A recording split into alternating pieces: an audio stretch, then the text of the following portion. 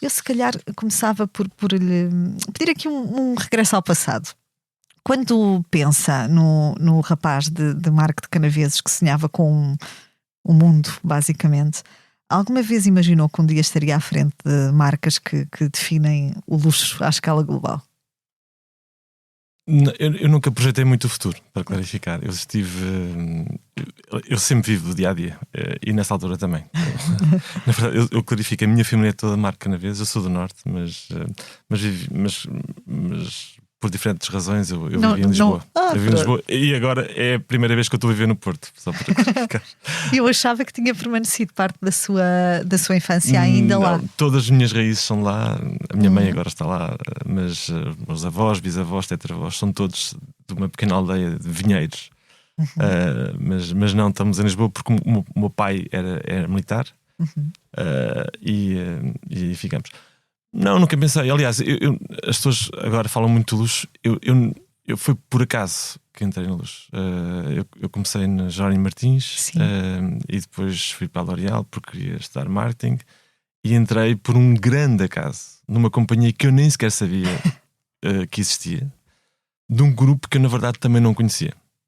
Eu entrei na Guerlain, uma marca francesa que por acaso era a unidade de negócio mais pequena do mundo, de um grupo do qual eu nunca tinha ouvido falar. Portanto, está a ver a minha cultura geral de luxo na altura, que era o Grupo Vuitton. Eu não sei se devia ter dito isto, mas faz parte. Mas portanto, entra por essa porta, não é? da Guerlain. Como é que lá chega? Assim, eu quando acaba a faculdade sentia-me como a minha sensação era de ser um aspirador, queria saber tudo sobre tudo. Mantém isso? Sim. Desesperado. Infelizmente sim. E portanto fui para a Jerónimo Martins. Foi a família que fez o processo de recrutamento, a família de Sebastião Santos. Eles foram simpaticíssimos e eu estive lá há 3 anos, onde mudei umas 6 vezes de refunção, fiz tudo e mais alguma coisa, adorei. E depois tinha esta ideia de fazer marketing, e depois, olha, a L'Oréal é capaz de ser interessante, não é? E a L'Oréal em Portugal era grande, tinha grandes marcas. E depois acontece o que podia ser a decisão menos inteligente da minha vida, e acabou por ser uma decisão que mudou muita coisa da minha vida, que foi, há um convite de ir para uma pequena empresa portuguesa, que era a Guerlain na altura. Sim. E eu fui lá visitar, e aquilo era um edifício na 24 de Julho, no segundo andar. No primeiro andar havia uma casa de meninas, só para clarificar. E no segundo andar é um edifício antigo, com aqueles pés direitos altos, muito bonito, mas com uma companhia. Havia rachas na parede, baratas na cozinha. Recordo-me que havia uma recepcionista que era secretária e que fumava charuto lá. E aquilo pareceu-me assim. Ainda agora penso nisso e não percebo muito bem porque é que quis fazer. Mas pareceu-me fazer sentido por razões que eu ainda não descobri. E foi assim que entrei na Guerlain. E no Grupo Louis Vuitton.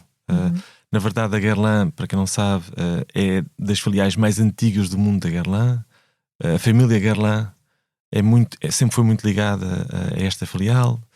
Há fotografias da primeira diretora-geral, que é uma senhora Maria Amélia, uma senhora distintíssima, sempre ao lado direito, quando estão a jantar, da família Guerlain. Portanto, sempre houve uma relação e uma diferença especial entre a família Guerlain e esta filial. E foi assim que eu entrei no grupo, sem sequer saber, só para clarificar, que o Grupo Louis Vuitton não era assim tão relevante. É lá que nasce o seu gosto, ou que desperta para o seu interesse pelo segmento de luxo, ou não? Ou mais tarde? É lá, mas num projeto que é muito pessoal. Ou seja, aquela era uma companhia que estava a perder dinheiro. O que isto significa perder mesmo dinheiro. Salários em atraso, isso tudo. Portanto, uma coisa mesmo complicada. E na verdade, como eu era novo e era tão pequena a companhia, eu acho que os franceses não perceberam bem o que é que estava a passar e deixaram-me assim um bocadinho à vontade. E de repente eu comecei a mudar coisas, e de repente aquilo tinha mudado tudo e correu bem. Esse foi o seu primeiro cargo de liderança, basicamente? Foi CEO, novo, muito jovem. E foi assim um bocadinho mais, quase tipo aprendiz feiticeiro. Foi por acaso. Foi por acaso. E no meio, portanto, aquilo acaba por ser muito um processo pessoal, ou seja, aquelas pessoas grande parte delas mantiveram-se as mesmas, mas todos nós mudámos neste processo. A companhia mudou. A Guerlain rapidamente tornou-se um dos líderes de mercado, tivemos muita sorte, mas acho que as pessoas eram excepcionais. Tinha imensa experiência, havia ali muita coisa importante e interessante. E depois havia outra marca do grupo que estava a perder dinheiro em Portugal, que era a Loewe, e olha, também veio. E depois queria-se lançar a Aqua di Parma e também veio. E depois criámos a Louis Vuitton Portugal e foi sim, foi uma aventura coletiva.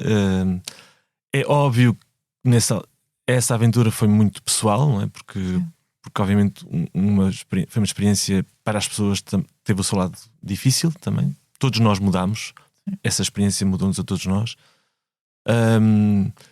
E fez-me compreender, ainda antes do luxo, o que é a técnica de luxo, o que pessoas conseguem fazer em contextos excepcionais. E pessoas que até nós às vezes vemos como não tão, digamos, interessantes, mas que de repente têm diferentes contextos, tiram o melhor de si, surpreendem e fazem coisas excepcionais, como este grupo de pessoas fez. Portanto, nessa altura foi mais uma aventura quase mais pessoal, quase tipo aprendiz de feiticeiro, uma coisa mais desse tipo.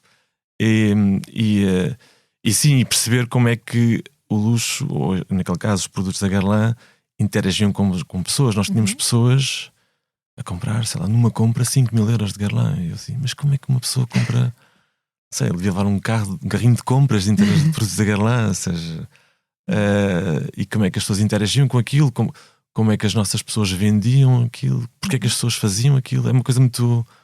A razão porque uma pessoa compra uma coisa em concreto é uma... que não é... com alta envolvência, é uma questão que me ficou nessa altura e pronto. Ia perguntar-lhe precisamente isso, Américo. Quando chega, portanto, a empresa estava nessa situação mais difícil financeiramente, foi preciso mudar algumas coisas. Lembra-se do que é que priorizou nessa mudança? O que é que no fundo mudou que permitiu que essas pessoas tivessem esse efeito surpreendente no seu desempenho? As empresas que estão a perder dinheiro têm alguns traços em comum. Há que dizer isto, pelo menos da minha pouca experiência, porque eu depois fiz este trabalho em mais companhias. Há uma que é clara, que é as pessoas, à força de fazerem coisas que correm mal, a forma de sobreviver é adaptarem-se a isso, ou seja, acabam por aceitar que há um falhanço. O que é super difícil para as pessoas. Para qualquer pessoa é dificilíssimo em qualquer parte da sua vida, e também numa empresa que acaba por ser um lugar onde estão a maior parte da sua vida, que estão a falhar, não é? E as pessoas numa empresa que perde dinheiro habituam-se de alguma forma a estarem num estado de falhanço e aceitam isso. Depois é muito normal haver muitas decisões irracionais que as pessoas se habituaram a fazer, que de facto deviam estar a fazer outra coisa, noutra direção, e simplesmente por alguma razão que me escapa não o fazem. As pessoas continuam a repetir comportamentos, decisões, investimentos. A mesma decisão de gestão, mesmo sabendo ao que ela conduz. No caso era uma coisa básica, ou seja, nós estávamos a investir numa parte do mercado que estava a decrescer, e a parte do mercado que estava a crescer mais rápido nós não tínhamos competências e não estávamos a investir lá. Portanto, estávamos a fazer o que sempre fizemos, o que era um erro brutal, porque esta parte do mercado estava a diminuir cota de mercado assustadoramente, não é? Portanto, não só estava a correr mal, como ia correr muito pior. Portanto, isto é claramente uma decisão irracional. No caso, toda a gente conhece Sephora e Perfumes e Companhia, toda a gente conhece, não é? Portanto, nessa altura estava a começar a Sephora e Perfumes e Companhia. É óbvio que havia muito comércio tradicional e, portanto, a companhia estava feita a partir do comércio tradicional. É óbvio, quando se olha assim de fora, que devíamos estar a investir no que estava a crescer, que era Sephora e Perfumes e Companhia, mas não estava a ser feito. E isto acontece em muitas companhias, só para clarificar. Ou seja, estes comportamentos desviantes, irracionais, em que nós não nos questionamos, acaba por acontecer em várias companhias para dinheiro. Esse era um dos comportamentos que havia aí. E depois havia vários erros de investimento de produto. O que é que era? No caso, é óbvio, para uma marca como a Guerlain, que é uma marca tradicional, com um certo posicionamento, o rejuvenescimento do target era muito importante, e para esse rejuvenescimento do target, por exemplo, havia uma categoria muito importante que é a maquilhagem. Sim. Onde nós não estávamos a investir, e isso significava que nós estávamos a ficar com o target que eventualmente um dia ia morrendo, e portanto isso não fazia o nosso futuro super brilhante. Portanto, Sim. aqui há 2, 3 coisas que não são rocket science, mas que tinham que ser feitas, e que esta equipe, claro, e para fazer isto significava que as pessoas estavam habituadas a fazer, estar numa perfumaria tradicional é muito diferente de estar numa Sephora. Sim. E tiveram que mudar radicalmente o que era feito e como é que era feito. Mas a primeira coisa, de facto, é só para clarificar, a mudar, é aquilo que as pessoas acham que são capazes de fazer. Não é? É dizer, olha, nós somos capazes de fazer muito mais. Portanto, a primeira coisa que se muda numa companhia que tem dificuldades ou que nós queremos mudar é... A primeira coisa que tem que se ganhar é a mente das pessoas. É achar que nós podemos fazer melhor, que nós somos melhores do que isto. Foi a primeira coisa. Este é um setor glamouroso visto de fora, não é? E de dentro provavelmente também, não há grandes dúvidas disso. Mas o que é que o luxo realmente exige de quem o lidera? Se não se importa, eu vou falar um bocadinho sobre luxo. Primeiro, eu não sou filósofo de luxo, nem sou professor de luxo, não sou a melhor pessoa. Eu faço luxo, que é uma coisa diferente. Portanto, não consigo teorizar da mesma forma que outras pessoas o fazem, nem é o meu trabalho. Eu vou dar um exemplo que eu acho interessante. Nós lançámos agora uma coleção na Ferreira de Sá que chama-se Além Tejo. By the way, fizemos agora um lançamento internacional, tivemos a Dior, a Chanel em cima de nós, foi espetacular. Foi extraordinário. Nós desenvolvemos isto durante 11 meses. Quando eu cheguei à companhia e falei com a diretora criativa, que é a Carlota, que está connosco há 23 anos, eu perguntei-lhe: Carlota, diz-me uma coisa, aqui nos nossos tapetes há aqui alguma marca, ou seja, algum traço distintivo que nos defina? Tipo, quando eu olho para um tapete, imediatamente aquilo diz que somos nós. E a Carlota olha para mim com algum desdém, que isto é típico da Carlota, e nós adoramos lá assim, só para clarificar, e diz-me assim: marca?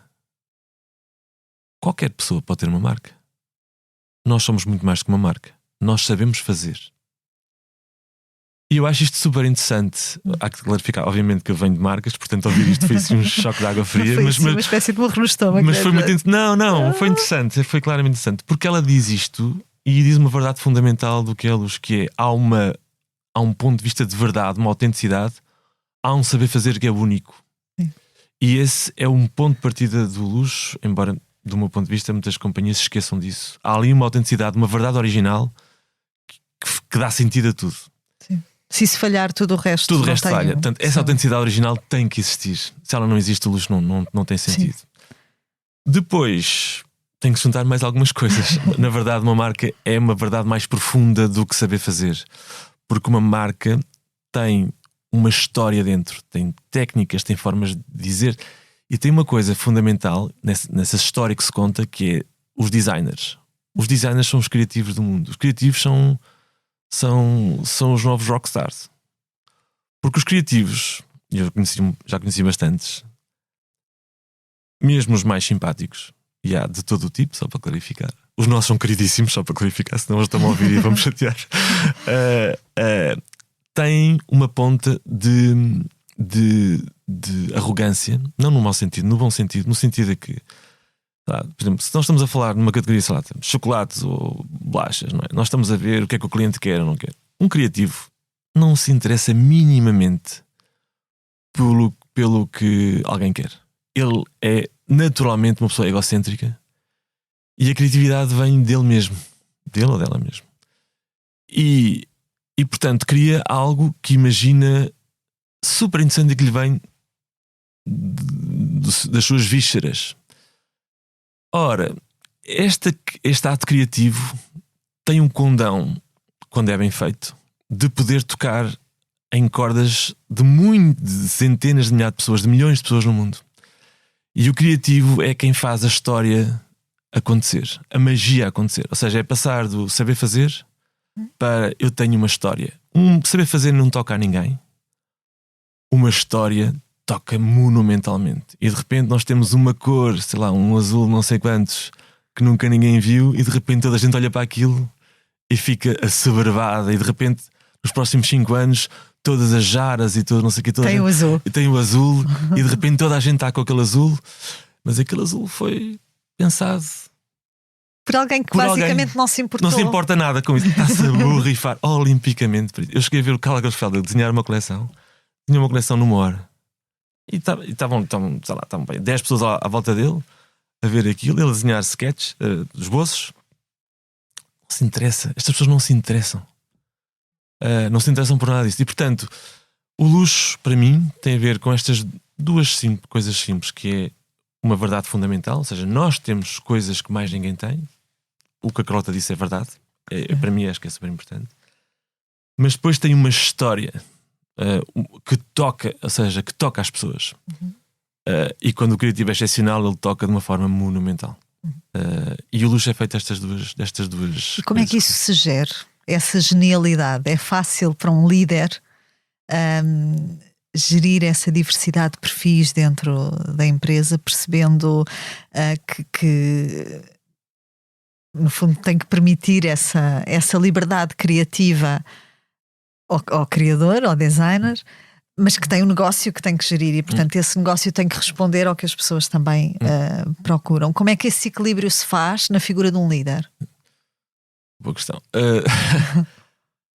Eu acho que a proximidade de todos nós, não é uma coisa muito importante. Uma companhia de luxo, isso é, porque para mim a diferença de uma companhia de luxo e uma companhia não luxo é que há uma diversidade, a amplitude de perfis é imensa. Portanto, ali por natureza, em termos de perfis, de ecossistema humano, é uma companhia muito mais esticada do que outras. E portanto, por natureza, deve ser, e se não for, é uma dificuldade grande, uma companhia muito mais aberta à diversidade.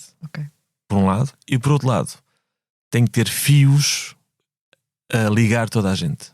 Ou seja, nós estamos ligados.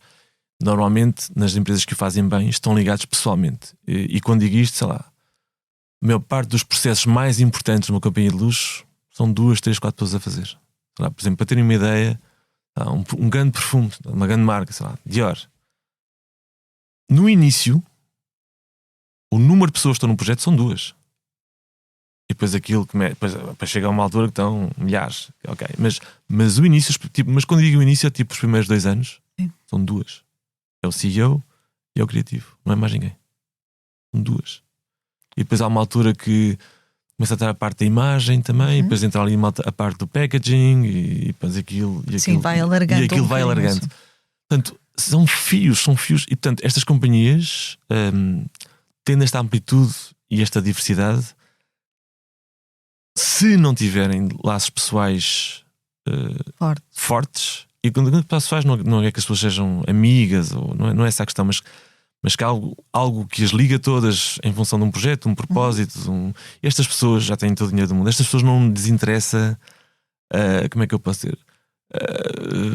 Ou seja, o dinheiro pode ser, mas obviamente o dinheiro é importante para toda a gente, mas ou há um propósito que guia, que liga toda a gente, ou há um conjunto de relações pessoais que fazem sentido, ou é muito difícil para uma companhia de luxo ter sucesso. Então, nós vemos estas companhias muitas vezes como companhias enormes, mas o processo de decisão não se passa assim. O processo de decisão é micro, é sempre micro. São laços, são pessoas e é muito pessoal. É muito pessoal. E o líder sente-se muito sozinho nessa função? O líder sente-se sozinho em qualquer situação. Isso faz parte, não é? Isso, aqui cabem todas, não é? Aqui cabem todas. Não, aqui a diferença aqui é que o líder tem que fazer a magia acontecer e sabendo que não é ele que faz, não é? Essa é que é a questão, não é? Sei lá, quando está a trabalhar, sei lá, com designers, não é? Ou seja, com criadores de perfumes, com fashion designers, na verdade, a lâmpada de Aladino, quem a tem, são eles. O que um líder pode fazer no máximo é criar um contexto onde nós pessoalmente sabemos o que está em jogo e que tenhamos esta relação forte que faz com que as coisas fluam no bom sentido sem necessariamente estar a colocar linhas no chão. O que é que aprendeu nesse percurso de 16 anos no Grupo Louis Vuitton que não vem nos livros de gestão? Bom, eu devo clarificar que eu, de início, não faria o curso de gestão, só porque sei que isto é uma desilusão para as universidades de gestão, lamento. Católica, adorei o curso, só para clarificar, mas não teria feito. Porque acho que gestão tem muito, no meu ponto de vista, tem muito a ver com carradas de bom senso. Carradas de bom senso. É que aprendi. Não sei. Muita coisa. Mas há coisas. A maior parte das coisas tem a ver com esta. Como é que se cria magia, não é? Como é que se faz magia, não é? Magia, porque assim, um líder que faz. Eu conheci muitos líderes excepcionais. Eu gostava que um dia ser tão excepcional como eles, porque de facto eu tive a sorte de ter conhecido excepcionais pessoas e líderes.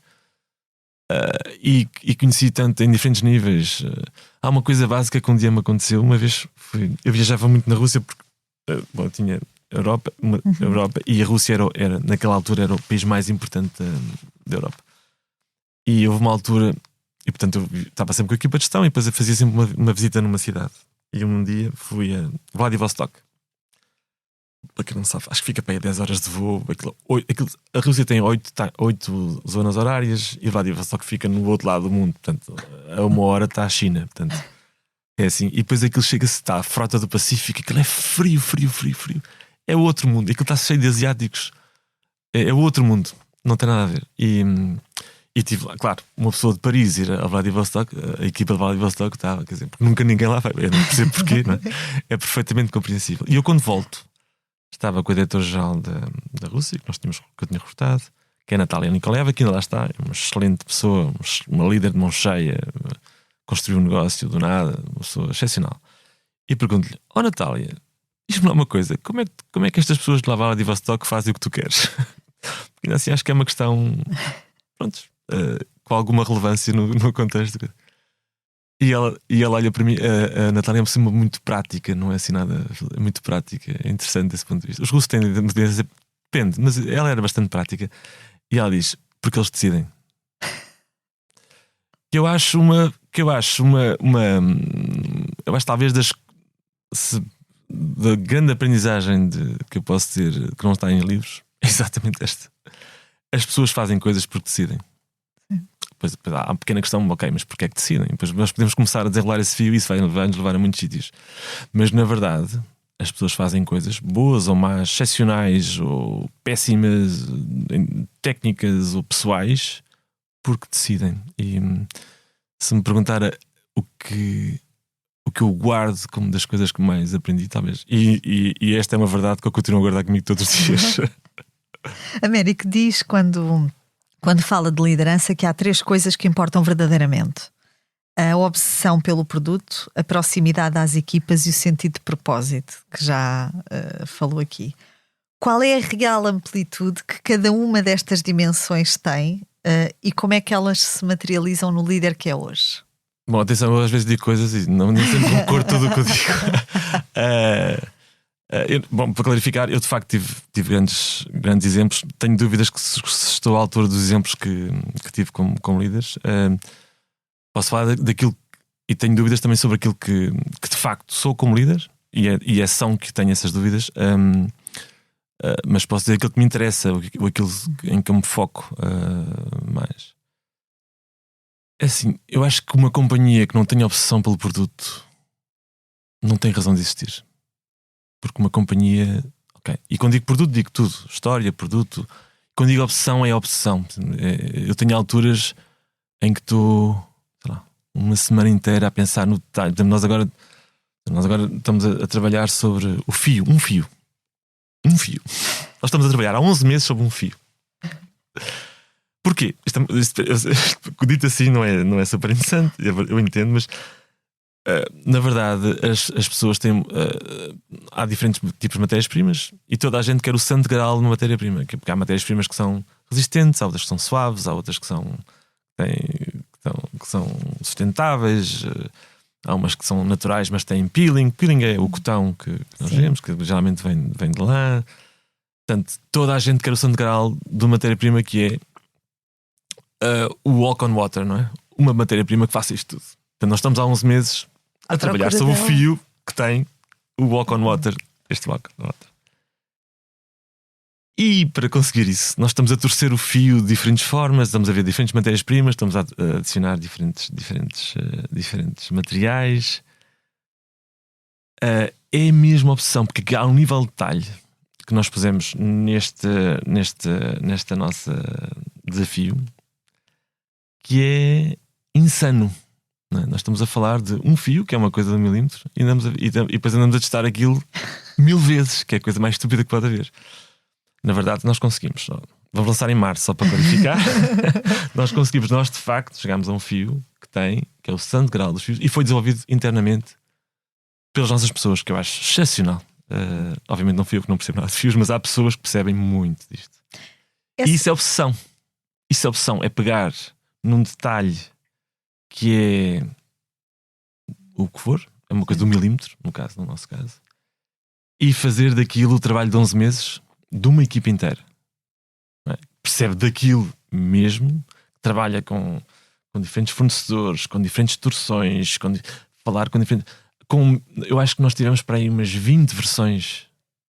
E isto é opção produto. E na verdade, uma companhia que não tem opção produto, para mim, não tem razão de existir.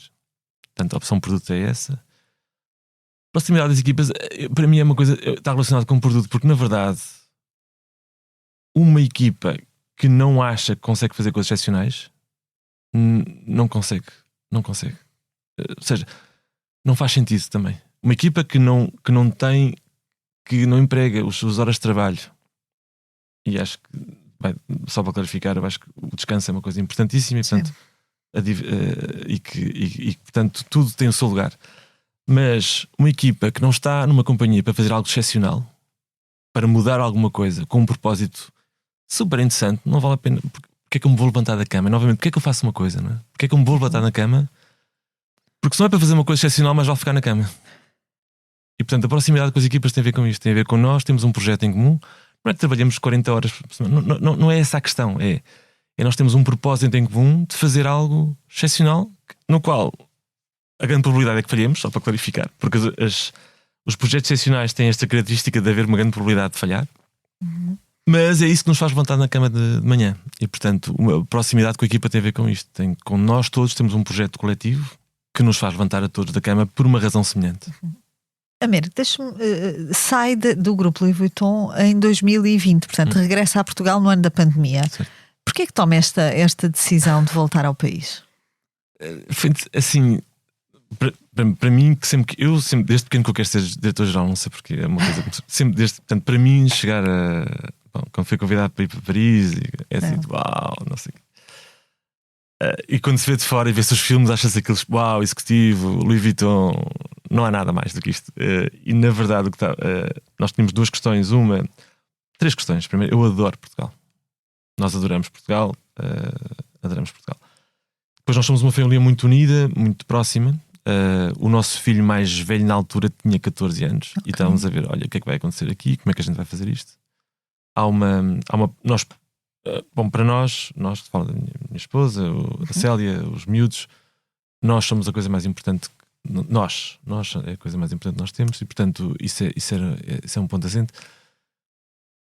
E por outro lado, eu era VP, Europa, América Latina, e de repente o que eu estava a ver eu estou a viajar tipo 160 dias por ano, porque obviamente uma posição destas tem que estar com as pessoas, tem que estar com os diretores gerais, tem que estar, de repente há uma desvalorização do rublo, há uma desvalorização do peso mexicano, tem que estar com as pessoas, porque é óbvio, faz parte. E por outro lado, quando eu estava em Paris, estava o resto do tempo em boards e em reuniões. Sim. Faz parte do trabalho, mas na verdade eu de repente olho para aquilo e assim, isto não é o que eu quero fazer. Não é, cada pessoa identifica-se com o que eu quero fazer. Quando eu iniciei isto, eu fazia outra coisa, e de repente olho para o que estava a fazer e disse, não é o que eu quero, não é o que eu sou, não é o que eu pretendo. E pronto, e depois nós novamente tomamos uma decisão, como foi da Carla. Nós viemos cá passar férias. Nós estávamos a construir uma casa e passámos férias durante um mês, e a minha mulher vira-se para mim e diz assim, bom, vou fazer minha mulher trata-me por príncipe, eu trato-me por princesa, e ela diz, príncipe. Ela diz assim, e se nós ficássemos aqui? Foi assim, a conversa sobre voltar para Portugal foi esta. Foi essa. E eu disse-lhe, acho que sim, eu acho que tens razão, ficamos aqui. depois eu fui a Paris, falei com o grupo. O grupo sempre trabalhou, sempre foi Sim. impecável. São excelentes pessoas e ficámos aqui. A decisão foi assim, não foi nada preparado, nem planificado, nem... E surge, entretanto, este desafio de liderar a Castlebell como CEO. Na verdade, naquela altura, eu achei, portanto, os meus projetos foram todos de mudança de alguma forma radical. É isso, radical, é isso que eu faço. Bom, cada pessoa faz o que sabe fazer, é isso que eu sei fazer. Sempre quis mudar para muito diferente daquilo que tinha antes? Eu sempre pensei em mudar para melhor. Espero que tenha sido o caso em geral, mas para melhor, ou seja, fazer algo que valha a pena, que faça sentido. Então também não vale a pena que eu esteja lá, não é? Sim. E portanto, na verdade, o que aconteceu foi que eu fui falar, eu em vez de fui falar com as pessoas a dizer que eu gostava de trabalhar naquelas empresas, e as pessoas foram simpáticas em receber-me. E depois na Ferreira de Sá foi igual. Na Ferreira de Sá havia 4 companhias com as quais gostava de trabalhar, e fui falar com as pessoas. E elas foram simpáticas em receber-me e fizeram uma proposta para eu ficar. Foi assim. Foi muito diferente liderar ou chegar a Portugal para liderar a Castlebell do que os desafios que tinha tido no grupo Louis Vuitton.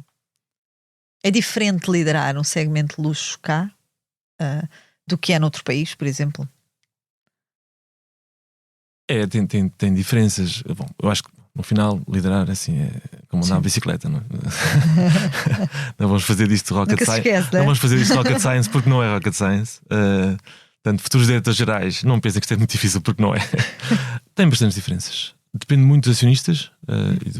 Por acaso eu tive sorte com os acionistas, que são pessoas que também fez parte do acordo inicial de me darem espaço para eu fazer o que eu achava que devia ser feito. Por exemplo, há coisas práticas, como por exemplo, pool de talento, não é? Por exemplo, eu estou em França, o número de pessoas que sabem de, sei lá, comércio internacional é imenso. O número de pessoas que sabem sobre construir uma marca é imenso. Que sabem de desenvolvimento de produto é imenso. O número de pessoas que sabem de imagem, que é uma área muito importante para contar a história, é imenso. Aqui não há. Não há, foi difícil. Por exemplo, nós tivemos que desenvolver interno o talento comercial, porque nós temos pouca prática, poucas empresas a fazer desenvolvimento internacional de mercados externos, que é uma forma de fazer, não é? Portanto, isso é bastante diferente. A questão do pool de talento é importante, o que significa que nós tivemos que desenvolver interno o talento, mesmo a área de desenvolvimento de produto, porque na verdade isso é uma área que é um know-how que saiu de Portugal. Neste momento, a maior parte das áreas de desenvolvimento de produtos que estavam anteriormente, que já eram poucas, que estavam em Portugal, passaram para a Espanha. Sim, porque as empresas também fizeram essa iberização. Não é? E portanto, não há pessoas em Portugal a fazerem desenvolvimento de produto. Portanto, tivemos que nós arranhar-nos aí para fazer isso. Portanto, isso é bastante diferente. Há outras diferenças. Aqui no caso é um projeto, o Castlebell e também a Ferreira de Sá é um projeto como uma private equity.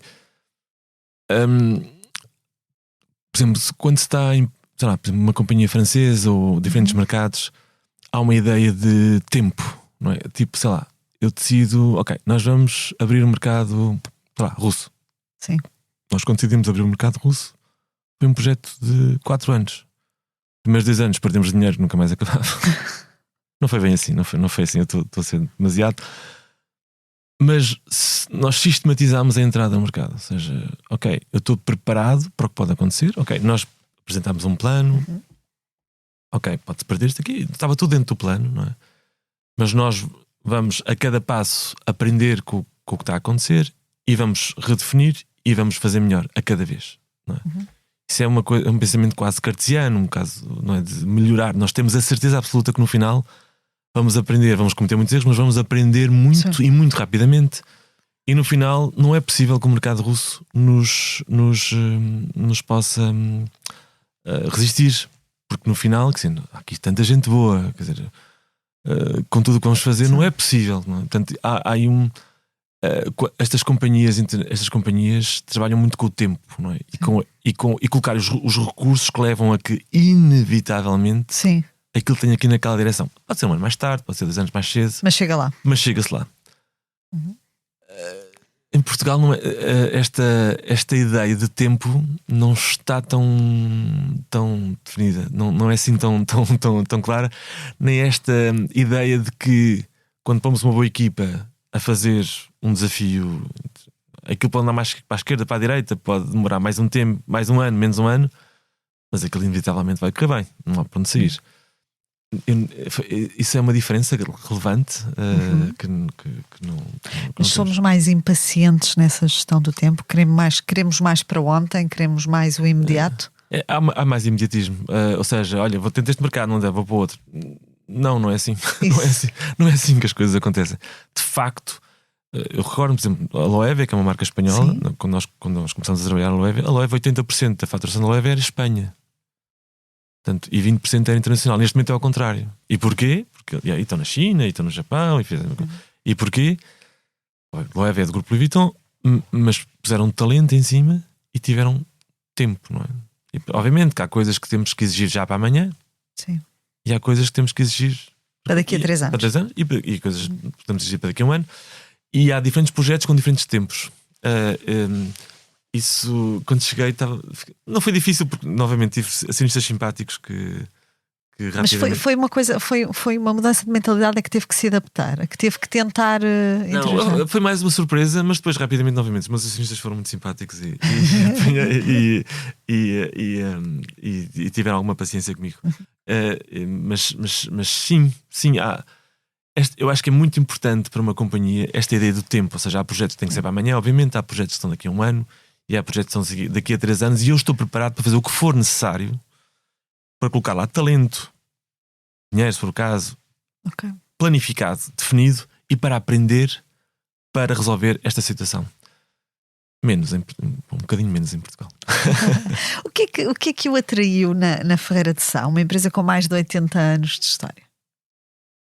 Bom, os 80 anos é uma coisa interessante.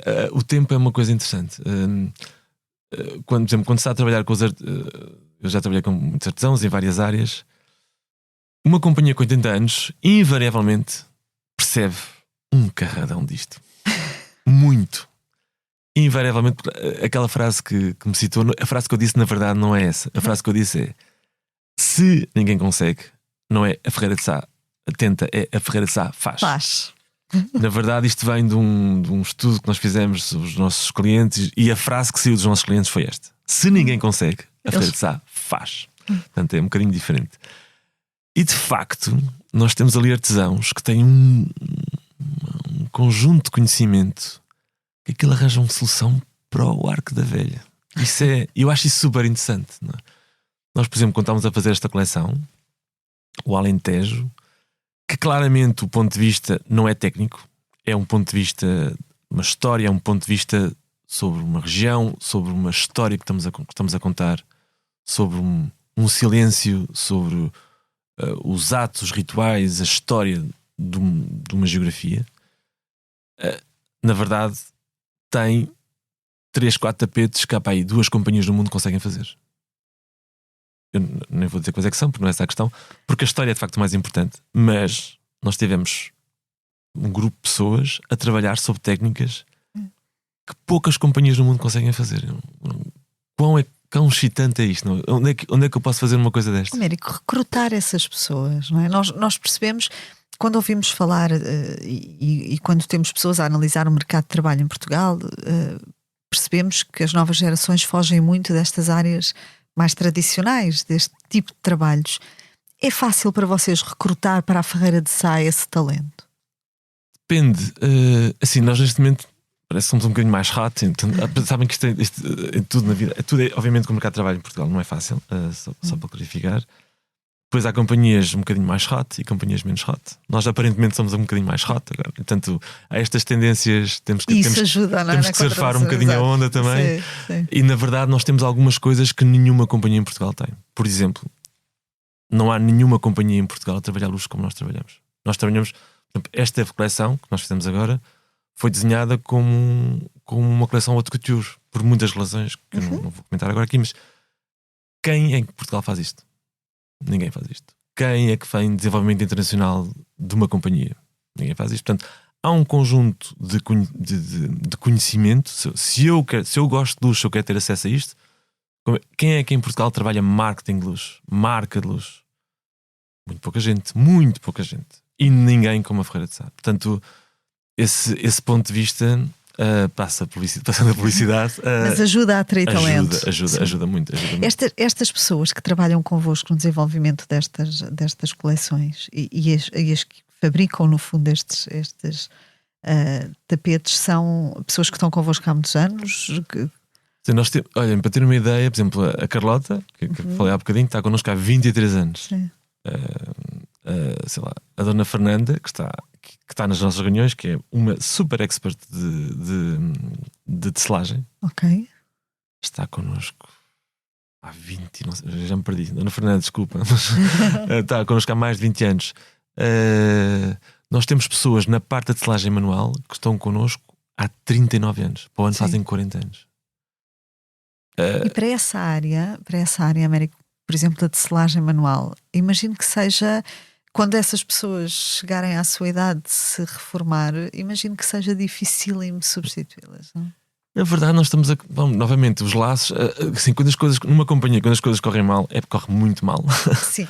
Quando as coisas começam a correr bem, corre tudo bem, então nós estamos a começar. Porque na verdade, pessoas, a formar, mas aqui é uma passagem de conhecimento, aquilo não é PowerPoint, não é? Aquilo Exato, obviamente, não é? É isso. Aquilo é, olha, eu gosto deste miúdo, vou-lhe passar isto. É mais este. É uma transmissão informal, não é? É uma transmissão mais informal. Mas na verdade, atenção, mesmo nós estávamos a perder, eu estava a comentar há pouco. Ou seja, por exemplo, quando eu cheguei, nós temos uma técnica que pouca gente em Portugal, pouca gente no mundo faz, que é o nó português, o nó manual português. E nós temos um departamento de R&D com pessoas que estão lá há imenso tempo. E de repente os escritórios tinham perdido a informação de que nós não temos uma técnica de nó português, nós temos 4. Portanto, mesmo na companhia, a técnica já estava a perder. Sim. Nós tivemos que chamar as tecedeiras ao departamento, a uma reunião de R&D, para elas explicarem como é que faziam as quatro técnicas. As 4 técnicas. E isto era dentro da mesma companhia. Portanto, é muito fácil este conhecimento manualizado perder-se. Tradicional perder-se. Mas sim, novamente, quando as coisas correm bem, não é? Esta coisa dos laços, não é? Esta coisa do propósito, há coisas que... E da ligação da própria equipa, não é? Da ligação das pessoas. Exatamente. Eu acho que ajuda a perpetuar o conhecimento. Exatamente, mas há coisas que as pessoas fazem naturalmente, não tem ninguém... Olha, isto tem que se perpetuar, ninguém tem que dizer isto, porque quando as coisas correm bem, toda a gente faz o que tem para fazer. Como é que se equilibra um negócio destes tradicional com a necessária modernização e a tecnologia a que já assistimos? Claro. Há equilíbrio possível? Sim, ou seja, nós, para clarificar, nós temos 2 áreas de R&D. Nós temos uma área de R&D que se dedica a técnica produtiva e matérias-primas. São as pessoas que estão a desenvolver fios e técnicas produtivas. Depois temos uma área que é mais go-to-market, que são as pessoas que estão a desenvolver as coleções. Sim, por exemplo, nós temos nós temos 4 técnicas, para clarificar, umas mais industriais, outras mais manuais. Uma coleção nossa tem todas as técnicas. Portanto, é uma história, e eu acho isso interessante. É uma história, um ponto de vista, 4 técnicas. E na verdade, quando a Cátia um dia passar por lá, eu convido, vai achar que aquilo é tudo a mesma coleção e aquilo é tudo o mesmo universo, aquilo tudo faz sentido. E são 4 técnicas. Há uma das técnicas que é totalmente feita à mão, mas absolutamente totalmente feita à mão. E neste momento haverá no mundo, se calhar, 10, 20 pessoas que sabem fazer aquilo. E temos técnicas super complexas que são feitas com mecanização total, robôs, puxar. E olha-se para aquilo, isto é espetacular.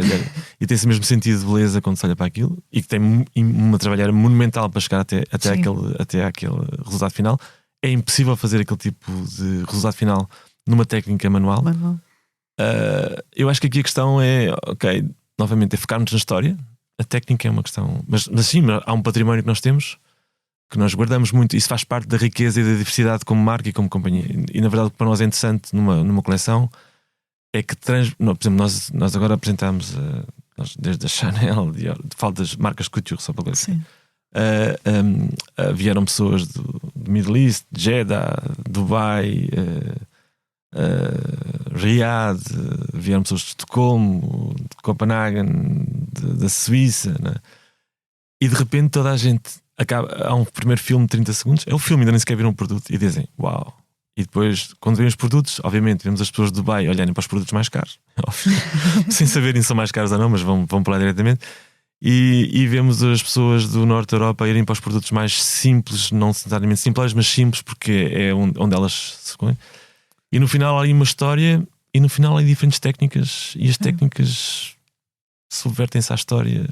E nós temos ali desde as coisas mais manuais que podem existir no mundo, às coisas mais mecanizadas, e tudo faz sentido. Este Made in Portugal, vender este Made in Portugal no mercado de luxo lá fora, é um desafio ou é uma vantagem? É uma enorme vantagem, pois temos é que saber fazer. Tem é que saber fazer. Eu acho que, por exemplo, eu clarifico, eu adoro Portugal. Eu recordo-me quando estava em Paris, há um filme que passou que é o Gaiola Dourada. Sim. E quando nós estávamos em França nessa altura, ainda por cima. Portanto, se passa o filme, eu olho para a minha. Há uma altura em que há um fado que é cantado. Somos nós, não é? Assim, nós temos que voltar a Portugal. Portanto, nós adoramos Portugal. Nós temos algumas áreas que já começam a mostrar alguma relevância em termos do que é marca, design, mas nós não sabemos fazer. Ou seja, esta questão da marca é uma questão fundamental. Para as pessoas perceberem a relevância disto, a marca é a diferença entre uma margem. Uma indústria tem uma margem de produto de 30%. Uma marca tem uma margem de produto de 80%. Portanto, uma margem de produto de 80% significa melhores pessoas mais formadas, mais riqueza para distribuir. 80%, entre 30% e 80% há uma enorme diferença. E nós temos sobretudo indústria. Sim. Temos muito poucas marcas. Portanto, eu acho que nós temos histórias monumentais. Nós, quando contámos a história do Alentejo, e nós contámos a todo mundo, toda a gente ficou emocionada, tocada com a história que nós contámos. E o que nós contámos é simplesmente o que nós vemos, é o que existe, é o que nós somos, Portugal, não é? As pessoas ficam tocadas com Portugal. Portugal tem de facto qualquer coisa diferente. E portanto nós temos histórias monumentais para contar, nós, toda a gente que trabalha cá. Depois temos que saber contar a história. Que tipo de cultura Américo quer construir na Ferreira de Sá? Bom, então o que eu quero e o que eu consigo e o que faço são três coisas diferentes. Nós ontem falávamos disso. Há companhias que fazem coisas inteligentíssimas, não é? Que estão 6 meses a ter um projeto, têm processos espetaculares, inteligentíssimas. E estávamos a falar disso exatamente hoje. Eu acho que no caso da Ferreira de Sá, nós temos que ser uma companhia de pessoas que falam entre si, que se encontram no corredor e que em 2 minutos resolvem um processo de 6 meses e que simplesmente fazem as coisas acontecer. Que as pessoas, de uma forma orgânica, as pessoas vão falando entre si, as coisas vão acontecendo. Eu acho que, obviamente, para isto tem que haver propósito. Para chegar a este nível, tem que haver propósito, tem que haver coisas que nos guiem, que nos ligam, tem que haver os fios que nos ligam, um propósito que nos une a todos, uma vontade firme de levantar-se todos os dias de manhã para fazer algo excepcional. Diversidade é uma coisa importantíssima. O respeito, nem vou falar da questão do respeito entre as pessoas, isso mas a questão da diversidade é importantíssima. Uma companhia como nós, que trabalha em design e luxury, o design faz parte, a diversidade faz parte do que nós temos de ter. Porque o que nós temos que fazer é tão difícil. Nós competimos com companhias tão complexas e tão maiores do que nós, que sem diversidade e a excelência que ela nos permite chegar, o acesso a talento que ela nos permite ter. Porque na verdade, por exemplo, um grande designer, ele não trabalha. Por exemplo, nós na fotografia e no vídeo, nós convidamos dois designers belgas. São excepcionais, são pessoas simpaticíssimas. O Pete, que trabalha com toda a gente que a gente possa imaginar, fez um post no Instagram e diz assim: eu, no mundo como ele está, depois de ter trabalhado connosco, no mundo como ele está e com todas as dificuldades, sinto que devo ter uma voz diferente como designer e como criativo e como fotógrafo, e portanto há projetos que eu vou deixar que não fazem sentido para mim. E eu li o post e disse: ai, já perdemos o fotógrafo. Ele teve o cuidado nesse mesmo dia enviar-nos um mail super querido, a dizer: adorei trabalhar convosco. O Pete trabalha com quem ele decide, só para clarificar. Estas pessoas não. Obviamente que o dinheiro é importante para toda a gente, essa não é a questão, mas estas pessoas fazem coisas e estão em círculos que fazem aquilo que elas decidem fazer e aquilo que faz sentido para elas. Portanto, se alguém acha que vai contratar o Pete ou a Jessie por dinheiro, está enganadíssimo, porque eles não o vão fazer. Eles agora vão visitar-nos também e nós gostávamos imenso de trabalhar connosco, eles gostavam imenso de trabalhar connosco, foi super suave, foi smooth, foi fácil. E eles querem trabalhar connosco, e é assim que as coisas se passam aqui. Sim. Ou seja, eles também querem fazer coisas excepcionais. Eu contava, a Carlota estava nas filmagens da coleção. Então, Carlota, como é que está a correr? E ela, Carlota, excepcional. Nós devíamos ter mais pessoas como estas à nossa volta. Portanto, isto são pessoas que decidem o que fazem e com quem é que trabalham. E portanto, não é. Portanto, só para clarificar, o acesso ao talento, obviamente, só para clarificar, não é só. Obviamente, temos que pagar as pessoas, é óbvio, não é? Mas, sim, mas não é só financeiro. Não, de todo. De todo. Por exemplo, nós agora, para ter uma ideia, por exemplo, há um evento, talvez para mim o mais importante do mundo, em Paris, que é Deck Off, que é um grande evento de design. E nós, andámos para a frente e para trás e decidimos ir a Deck Off. Achávamos que tínhamos uma coleção, uma coisa interessante para mostrar ao mundo. Ok, vamos lá mostrar então isto. O lugar mais importante da Deck Off, porque é o centro onde tudo começa e onde tudo acaba, está a Europeana lá, está um conjunto de marcas XPTO, é a Place de Furstenberg. A nós foi-nos oferecido um lugar na Place de Furstenberg. Atenção que lá estão mais de 100 marcas mundiais espalhadas por todo o Paris, sobretudo na área de Saint-Germain-de-Prés e Marais, e a nós foi-nos oferecido a Place de Furstenberg. A razão por que nos foi oferecido a Place de Furstenberg não é porque nós pagamos mais, porque não vai ser o caso, clarifico desde já. Foi por pura amizade.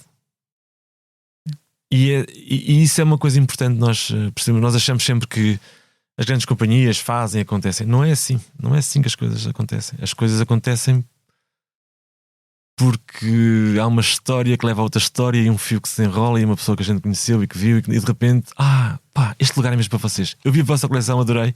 Este lugar é para vocês. E uma pessoa que a gente nunca tinha visto, não sabíamos, e de repente aparece-nos um lugar na Place de Furstenberg.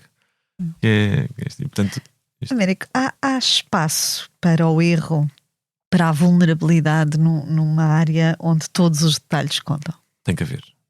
Ou seja, eu acho sobretudo que qualquer companhia que pede às suas pessoas que se levantem para trabalhar e para fazer algo excepcional tem que estar preparada para o erro. Até muito mais para o erro do que para o processo. Sim, porque pegando no exemplo do fio de há pouco, demora-se muitas vezes muito tempo. Muito tempo. Aquilo foi houve alturas. Há uma pessoa que está muito com isto, que é o Jorge, e assim, Jorge, pá, já não podes com isto, quer dizer, porque há uma altura, de facto, estávamos ali no meio, Jorge, isto se calhar já não dá, quer dizer, se calhar não é possível, não é? Mas às vezes procura-se coisas que não existem e às vezes elas não existem mesmo, não é? E nós também temos de ter a humildade de dizer, olha, ok, vamos fechar a loja, não dá por aqui, vamos fazer outra coisa, não é? Vamos fazer outra coisa com o nosso tempo. E por acaso o Jorge, não, nós vamos conseguir. Eu disse, ok, Jorge, tu dizes, a gente vai fazer. Sim, acho que sobretudo para o erro, mas sobretudo para a aprendizagem. Não necessariamente o erro, não acho que seja uma questão muito interessante. Sim, para o processo que vem daí. Eu acho que o erro não é uma questão muito interessante. Eu acho que o que é interessante é aprender. Uma companhia como nós, como a Ferreira, tem que aprender rapidamente. E uma companhia de luxury tem que estar aí também. E isso é, aqui falando um bocadinho do que é neste momento o momento do luxo, do meu ponto de vista, eu acho que há companhias que aplicam técnicas de companhias de luxo, mas que não fazem necessariamente luxo, porque faltam-nos ali algumas questões fundamentais, não é? E é óbvio que sei lá, eu estava, sei lá, por exemplo, quando a Louis Vuitton contratou o Marc Jacobs e mudou o panorama, acho que a Louis Vuitton multiplicou por 10 o tamanho, foi uma coisa inacreditável. Sim, eles estavam a fazer algo excepcional. Eu conheço o Yves Carcel, que é o presidente da Louis Vuitton, é um tipo excepcional. Quer dizer, não sou amigo, só porque até porque já faleceu, mas nós chegámos a cruzar-nos, é uma pessoa absolutamente excepcional. O Mark Jacobs, a relação que eles tinham com o Mark Jacobs era excepcional. Havia ali algo de excepcional que eles estavam todos a construir. E obviamente que depois duplicaram por não sei quantas vendas e tudo isso, mas o início de tudo não foi isso. O início de tudo, na Louis Vuitton, como várias marcas mundiais, como a Hermès, é pessoas que têm ali um laço, um fio, e um fio puxou outro fio, e de repente estas pessoas estão a fazer coisas excepcionais. E no final de tudo isso, há uma coisa chamada excepcional, que os nossos acionistas adoram, chamada Evita, e tudo isso. Mas que também faz parte, obviamente. Américo, como é que se define enquanto líder? Eu não sou péssimo a definir, mas não acho que seja. É uma pergunta difícil. Eu acho que eu posso dizer as coisas que importam para mim, que é uma questão diferente.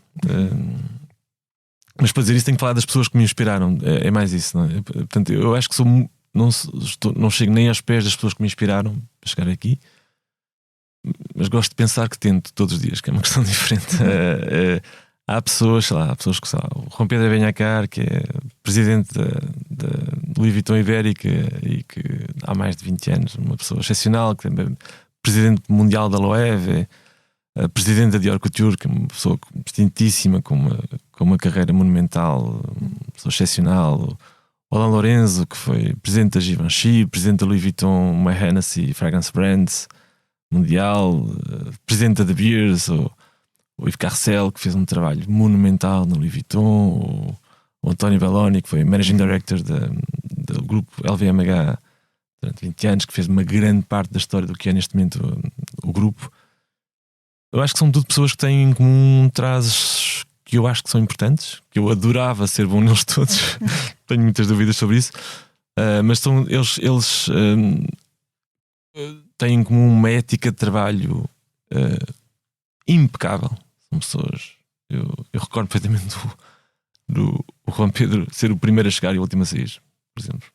Recordo perfeitamente. Ou de eu estar a visitar lugares inóspitos na Rússia, e quando digo inóspitos é mesmo inóspitos, e de repente dizerem-me que eu era a segunda pessoa de Paris que lá chegava, porque o António Belloni, que é Managing Director do grupo, tinha lá passado também. Portanto, esta questão da ética de trabalho é uma questão muito, muito importante. Esta questão do respeito pelas pessoas, estas pessoas são todas pessoas, obviamente são brilhantes, todas brilhantes, não é? Aquilo está-se numa sala que até parece que está-se a respirar um ar diferente, mas que eu nunca vi ninguém destas pessoas ser minimamente indelicado com quem quer que seja. Há uma história interessante sobre o António Belloni.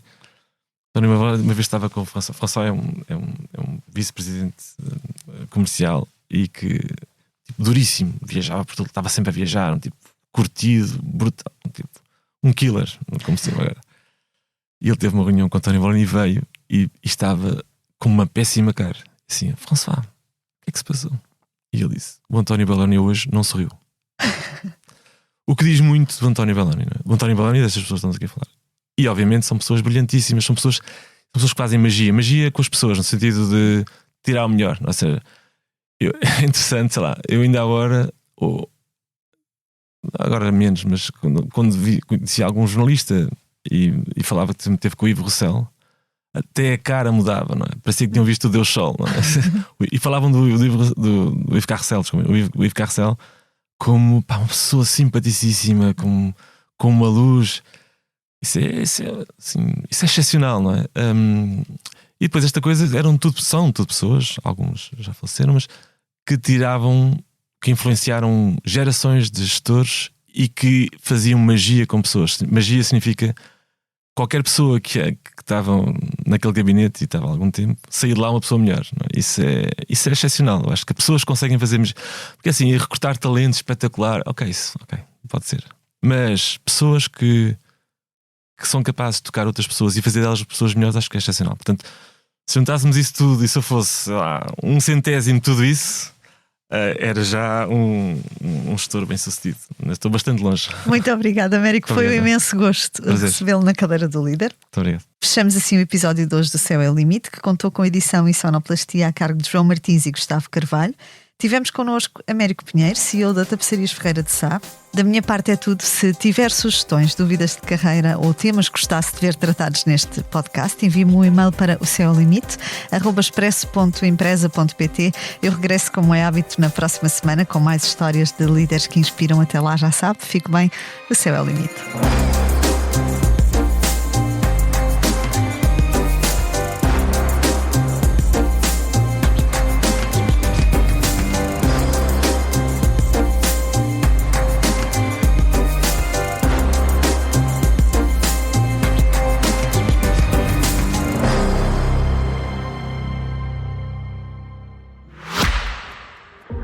Falar do futuro é sempre um exercício arriscado. Mas tal como os líderes que participam neste podcast, a Audi sabe que só com uma boa dose de risco se tomam decisões que tenham, lá está, futuro. Felizmente, a Audi tem muitos exemplos no passado que continuam a ser um sucesso no presente. Como a invenção da tração integral 4, a criação do motor TFSI ou a introdução de tecnologias como a luz LED Matrix e a iluminação laser. Foram precisas muitas ideias riscadas e alguns passos arriscados, mas no final, o que parecia ser ficção passou a ser a solução. É por isso que os nossos engenheiros só pensam em tecnologia avançada e em design progressivo, ao ponto do lema da Audi, a vanguarda da técnica, se ter tornado um histórico. Ironia à parte, agora é tempo de voltar ao seu podcast. Fica a ideia de nos voltarmos a encontrar futuramente.